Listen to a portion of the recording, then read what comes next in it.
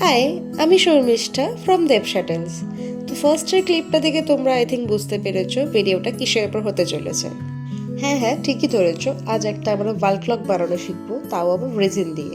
তার জন্য আমাদের রেজিন তো লাগবেই, আর কি কি মেটেরিয়াল লাগবে সেগুলো আমি স্টেপ বাই স্টেপ তোমাদের সঙ্গে শেয়ার করতে থাকবো। ভিডিওটা পুরো শেষ পর্যন্ত দেখতে থাকবে, আর লাইক আর সাবস্ক্রাইব করতে কিন্তু ভুলবে না। ফার্স্টেই দেখতে পেলে আমরা 2:1 রেজিন আমরা ইউজ করছি, কেননা 2:1 রেজিনটা 3:1 এর কম্প্যারিজনে বেশি থিক হয়। যেহেতু আমরা MDF এর উপর কাজটা শুরু করছি, তাই একটু থিক হলে আমাদের রেজিনটা ভালো শেপটা হোল্ড করতে পারবে। তোমরা চাইলে 3:1 রেজিনটাও ইউজ করতে পারো, বাট বেটার হয় 2:1 রেজিনটা ইউজ করা। তারপর দেখতেই পেলে আমি আমার MDFটাকে হোয়াইট কালার করে নিয়ে সেখানে কিছু লাইন ড্র করে তার উপরে আমি গোল্ডেন কালার যে স্টোনগুলো হয় রেজিনের সাথে মিক্সড করে আমি সেই লাইন বরাবর দিয়ে দিয়েছি। তারপর আমি আমার রেজিনটাকে 3টে পার্টে ডিভাইড করে নিয়ে red colour, white colour and golden কালারে মিক্সড করে নেবো।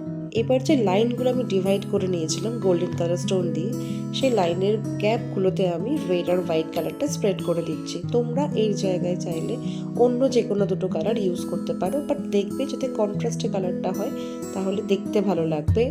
এবার যে গোল্ডেন কালারটা আমরা সাইডে রেখেছিলাম মিক্সড করে আগে, সেই গোল্ডেন কালারটা দিয়ে আমাদের MDF এর ওপর আমরা স্প্রেড করে দেবো।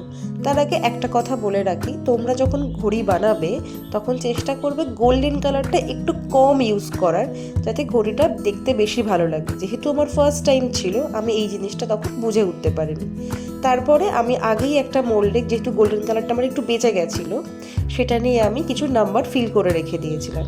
তো সেখান থেকেই আমি 3, 6, 9 আর 12 নাম্বারটা তুলে নিয়ে কিছুটা স্যান্ডিং করে নিচ্ছিলাম। এবার এই যে নাম্বার প্লট করার যে ট্রিকটা, সেটা আমি এই ভিডিওতে আর অ্যাড করিনি, এমনি ভিডিওটা অনেক লেন্দি হয়ে যাচ্ছিল। তোমরা যদি বলো আমি নেক্সট কোনো ভিডিওতে যখন আবার কোনো ঘড়ি বানাবো তখন সেখানে আমি খুব ভালো করে ডেসক্রাইব করে দেবো কী করে তোমরা একদম ঠিকঠাক প্লেসে নাম্বারগুলো প্লট করতে পারবে। এবার তোমরা হয়তো দেখে বুঝতে পারছো আমি কেন একটু আগে বলছিলাম গোল্ডেন কালারটা একটু কম ইউজ করার জন্য, যাতে নাম্বারগুলো একটু হাইলাইট থাকে।